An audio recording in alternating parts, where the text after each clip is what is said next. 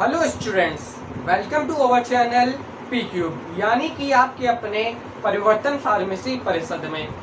Students, आज हम लोग ह्यूमन एनाटॉमी एंड फिजियोलॉजी का chapter second organisation of human body के बारे में समझेंगे। इसमें हम लोग जानेंगे कि हमारी ह्यूमन बॉडी यानी कि हमारा शरीर कैसे बना है और किस प्रकार से बना है। कि ह्यूमन हमारी शरीर में पहले हाथ आया कि पहले सेल आई, या पहली आंखें आई कि पहले हेयर आई, या पहले स्किन आई। इन सब का डिटेल से हम लोग जानेंगे कि ह्यूमन बॉडी हमारी किस प्रकार से बनी है। स्टूडेंट्स, ये बड़ा ही इंटरेस्टिंग सब्जेक्ट है, क्योंकि इसमें हमें पता चलेगा कि हमारी ह्यूमन बॉडी किस प्रकार से बनी है और ह्यूमन बॉडी में क्या क्या चीज़ है। ठीक है, तो हम स्टार्ट करते हैं। तो सबसे पहले जानते हैं और ऑर्गेनाइजेशन ऑफ ह्यूमन बॉडी की ह्यूमन बॉडी का निर्माण किस प्रकार से हुआ है। ह्यूमन बॉडी का निर्माण एक सिंगल सेल के द्वारा हुआ है। यानी कि सेल क्या होती है? सेल को हम लोग हिंदी में कहते हैं कोशिकाएं। ठीक है, तो कोशिकाएं क्या होती है? ये ह्यूमन बॉडी की सबसे छोटी यूनिट्स होती है, जिसे हम सेल के नाम से जानते हैं। यूनिट यानी कि स्टूडेंट्स इकाई, यूनिट्स मीन्स इकाई होती है। ठीक है, सेल हमारी बॉडी की संरचनात्मक एवं क्रियात्मक इकाई होती है, यानी कि स्ट्रक्चरल एंड फंक्शनल यूनिट होती है सेल। ओके, तो मैं आशा करता हूँ ये ऑर्गेनाइजेशन ऑफ ह्यूमन बॉडी यानी कि ह्यूमन बॉडी की जो परिभाषा मैंने बताई, यानी कि ह्यूमन बॉडी किस प्रकार से बनी है, सबसे पहले क्या आया, तो उसके बारे में आपको समझ में आ गया होगा। तो सबसे पहले हमारी बॉडी में आई सेल। तो इसको हम स्टेप बाय स्टेप देखते हैं। तो ह्यूमन बॉडी में क्या पहले आया? तो सबसे पहले हमारा आया सेल। सेल आप जान चुके हैं, सेल हमारी ह्यूमन बॉडी की सबसे छोटी यूनिट्स होती है। ठीक है, तो सेल आई, फिर उसके बाद टिश्यू आया। जो सेल होता है उसके बाद आता है टिश्यू। टिश्यू क्या होता है? टिश्यू बहुत सारे सेल का एक ग्रुप होता है, उसे हम टिश्यू कहते हैं। आगे आने वाले चैप्टर में हम टिश्यू और सेल के बारे में विस्तार से जानेंगे। ओके, तो अब सेल बना, सेल के बाद क्या आया? टिश्यू। ठीक है, यानी कि सेल से मिलकर ही टिश्यू बना।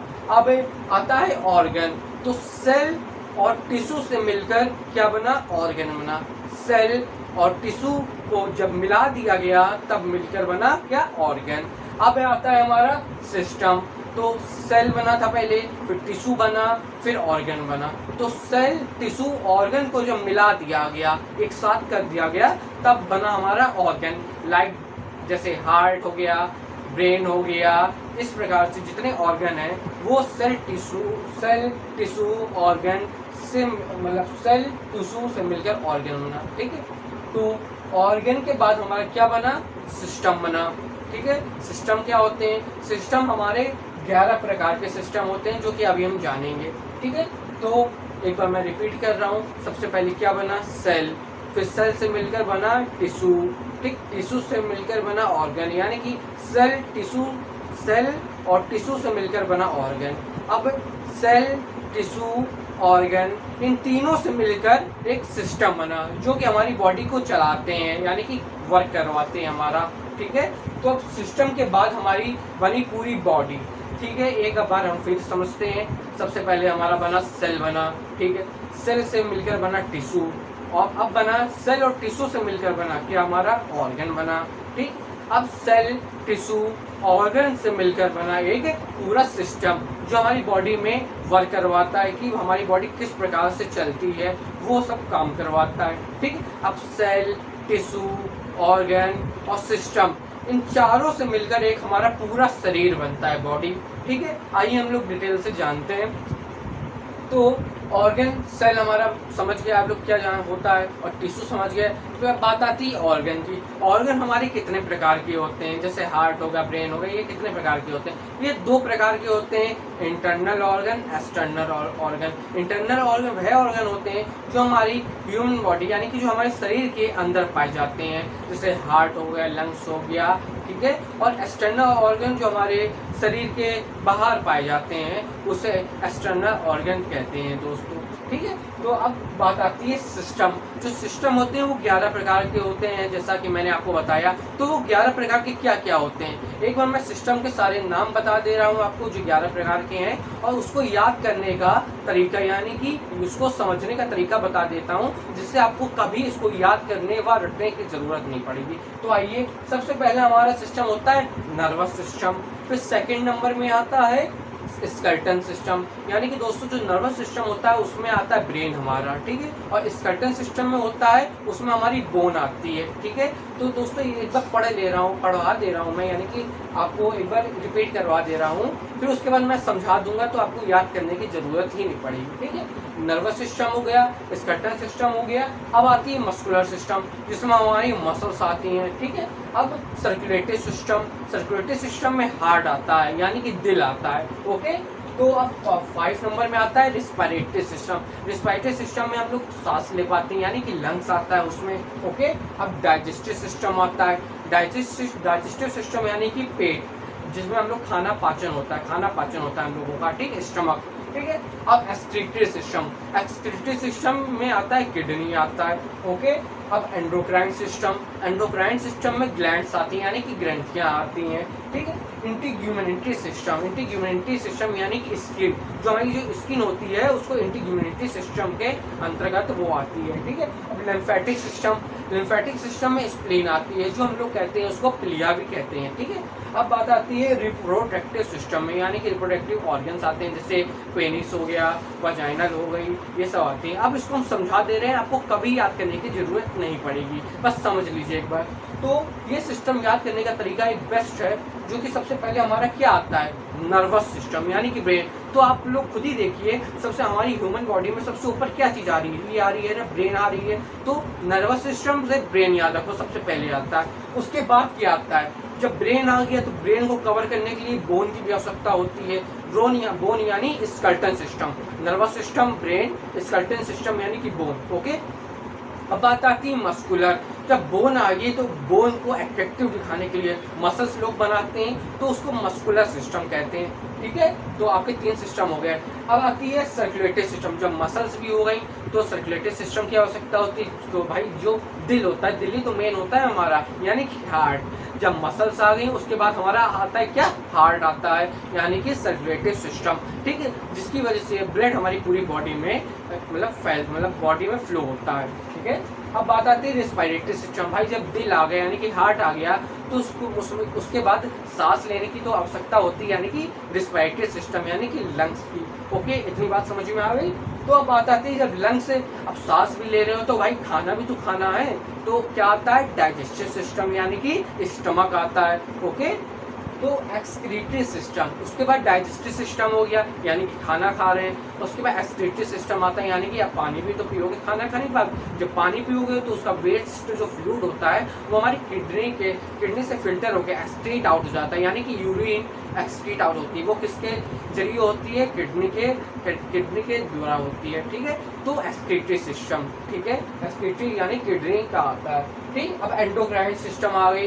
एंडोक्राइन सिस्टम ग्लैंड्स, जब ग्लैंड्स में सब चीज आ गई है तो जो खाना खाया है, पानी पिया है, उसमें जो फ्लूइड आया है, उसके जो प्रोटीन मिनरल्स होते हैं वो हमारी ग्लैंड्स के द्वारा ही तो पूरी बॉडी के ऑर्गन्स में जाएंगे। वो रास्ता ही एक ग्लैंड्स के माध्यम से बनता है, यानी कि एंडोक्राइन सिस्टम, ओके। तो अब बात आती है इंटीग्यूमेनिटी सिस्टम, यानी कि स्किन। सब सिस्टम आ गए तो उसके बाद स्किन की तो जरूरत होगी, तो स्किन में हम लोग सबसे ज्यादा केयर करते हैं, क्रीम लगाते हैं, ऑयल लगाते हैं, फेशियल क्रीम लगाते हैं, ये सब स्किन में तो लगाते हैं, तो ये भी जरूरी है, ठीक है। अब आती है लिम्फेटिक सिस्टम। लिम्फेटिक सिस्टम को हम लोग प्लिया बोलते हैं, इसको आप लोग समझ लीजिए, याद कर लीजिए। लिम्फेटिक सिस्टम यानी कि स्प्लीन, प्लिया, इसके भी बहुत से वर्क होते हैं, आगे आपको समझ में आएगा, ठीक। अब बात आती है रिप्रोडक्टिव सिस्टम, यानी कि ये भी बहुत ही इंपॉर्टेंट सिस्टम होता है, रिप्रोडक्टिव सिस्टम। इसमें रिप्रोडक्टिव ऑर्गन्स आते हैं, पेनिस और वजाइनल आदि। पेनिस मेल्स में आती हैं और वजाइनल फीमेल्स में आते हैं, ओके। अब बात आती है कैविटी की। अब कैविटी क्या होता है, ऑर्गेनाइजेशन ऑफ ह्यूमन बॉडी में के बारे में तो हम लोग ने पढ़ लिया, इसमें क्या सिस्टम होते हैं, ऑर्गन होते हैं। अब बात आती है कैविटी की। कैविटी भी बहुत ही इंपॉर्टेंट पार्ट है हमारी ह्यूमन बॉडी का, तो आइए जानते हैं कैविटी के बारे में। कैविटी ह्यूमन बॉडी का एक ऐसा खोखला स्थान जहाँ पर ऑर्गन प्रेजेंट होते हैं। दोस्तों कैविटी जो होती है एक ऐसा, हमारी ह्यूमन बॉडी में एक ऐसा खोखला स्थान, जैसे नोज हो गई, ठीक है, वो एक एग्जांपल दे रहा हूँ मैं। जैसे कैविटी ह्यूमन बॉडी का एक ऐसा खोखला स्थान होता है जहाँ ऑर्गन प्रेजेंट होते हैं। तो आइए जानते हैं क्या क्या कैविटी होती है। हमारी पूरी बॉडी में 7 प्रकार की कैविटी होती हैं। कितनी स्टूडेंट्स? 7 प्रकार की। तो आइए जानते हैं। सबसे पहले आती है क्रेनियल कैविटी। क्रेनियल यानी ब्रेन की कैविटी, समझिए, क्रेनियल यानी ब्रेन, सबसे ऊपर आता है क्रेनियल कैविटी, ठीक है। उसके बाद आती है, क्रेनियल के बाद हमारे क्या आती है? आई, मतलब पूरी बॉडी में आई आती है। क्रेनियल मीन्स ब्रेन, उसके बाद आई आती है। आई मीन्स आती है हमारी, I means orbit cavity. Orbit कहते हैं ना, ऑब्जर्व करते हैं, ऑब्जर्व मीन्स आई, ठीक है। Orbit cavity, cranial cavity, orbit cavity. और आई के बाद आती है हमारी नेजल कैविटी यानी कि नोज। नेजल कैविटी में नोज आती है। अब नोज के बाद क्या आती है स्टूडेंट? सोचिए, नोज के बाद हमारी आती है ओरल कैविटी। ओरल यानी कि माउथ, ओरल या बकेट कैविटी। दोस्तों जो लोग ज़्यादा बतियाते हैं यानी कि बात करते हैं, तो हम लोग उसको बोलते हैं कहे बकर बकर कर रहे हैं, यानी कि एक देहाती लैंग्वेज में इसको बकर बकर कहते हैं, कहे बकर बकर कर रहे हैं। तो बकर बकर से ही बना है बकेट कैविटी। ओरल या बकेट कैविटी को हम लोग माउथ से रिलेट करते हैं, यानी कि ओरल और बकेट कैविटी हमारा माउथ आता है, ठीक है। दोस्तों ये सब याद करने का तरीका है, इसका असल जीवन से कोई लेना देना नहीं है, ठीक है। ओरल कैविटी में आता है हमारा माउथ आता है। उसके बाद माउथ के बाद क्या आती है हमारी? कौन सी कैविटी आती है? नीचे देखिए थोड़ा, थोरेसिक कैविटी। इसके बाद थोरेसिक कैविटी में आता है लंग्स आता है, हार्ट आता है, इसोफेगस, ठीक। थोरेसिक कैविटी यहाँ से लेकर यहाँ तक होती है, ठीक है। Lungs, heart, oesophagus. उसके बाद हमारी लंग्स, हार्ट, इसोफेगस के बाद क्या आता है? स्टमक आता है। Stomach means abdominal cavity.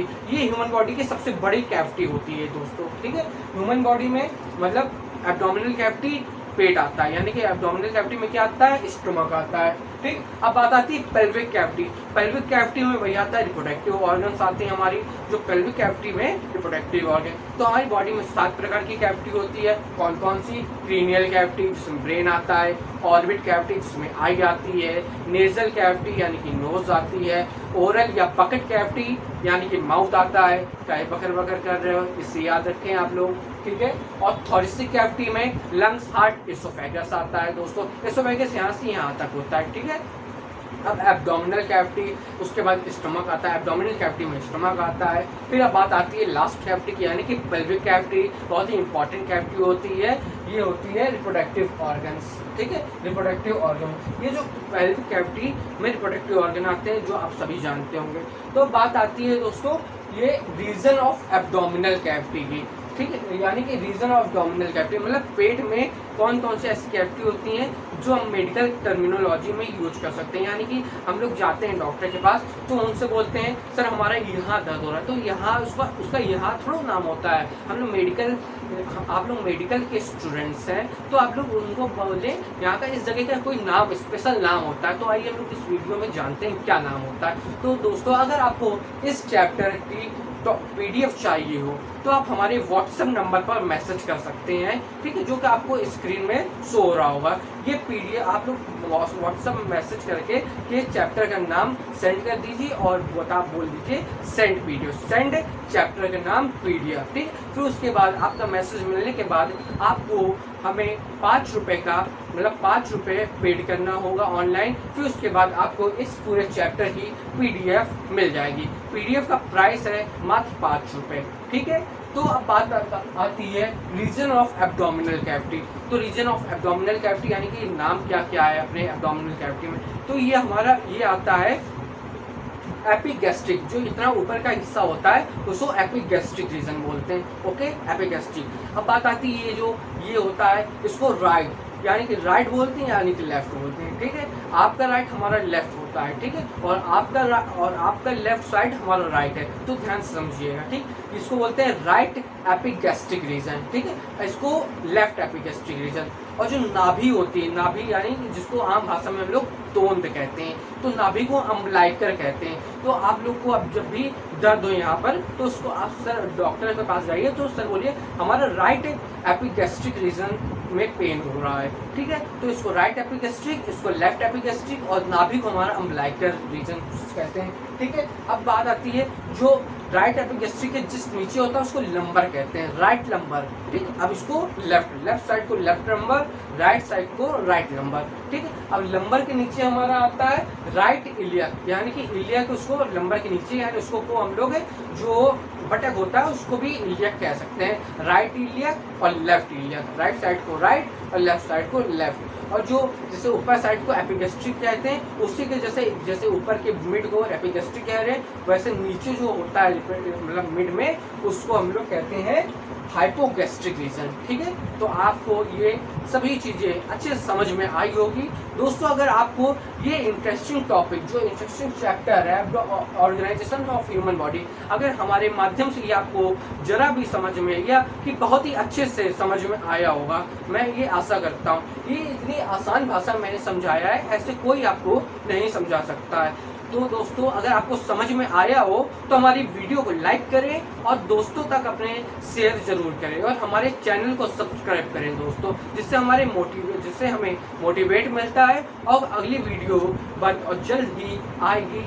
ठीक है, जैसे आप सब्सक्राइब करेंगे तो आपको अगली वीडियो जल्द ही उपलब्ध होगी आपके पास, हमारे चैनल के माध्यम से जल्दी आपको वीडियो मिलेगी। ठीक है, तो अगर आपको इस चैप्टर की PDF चाहिए हो तो आप हमारे व्हाट्सएप चैनल में मैसेज कर सकते हैं, यानी कि व्हाट्सएप चैट में मैसेज कर सकते हैं। और इस पूरे चैप्टर की PDF मात्र 5 रुपये है। ठीक है, और अगली वीडियो आने तक के लिए दोस्तों जय हिंद।